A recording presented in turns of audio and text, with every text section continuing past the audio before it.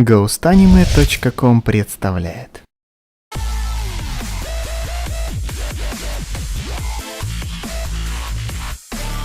Вы смотрите передачу Аниме О.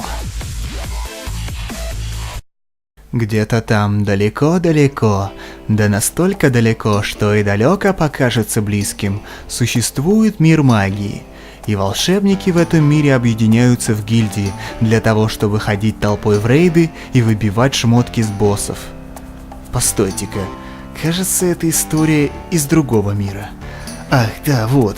И волшебники в этом мире объединяются в гильдии, чтобы славно дружить друг с другом, а там авось и подруга перепадет.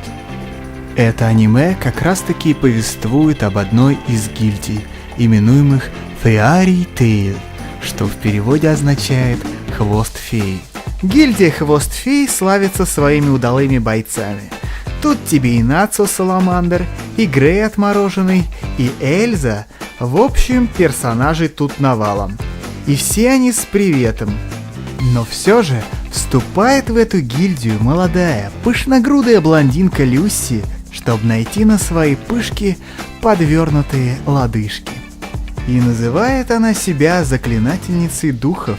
Правда, зачастую ее духи очень озабочены. У каждого в гильдии свое волшебство. Кто-то управляет огнем, кто-то холодом, а кто-то просто сидит и бухает. Но помимо стихийных техник вы ознакомитесь и с более фантастической магией. А также на пути героев будут постоянно появляться злодеи, обладающие тоже невероятной силой, но в итоге не буду, ладно, рассказывать, что в итоге.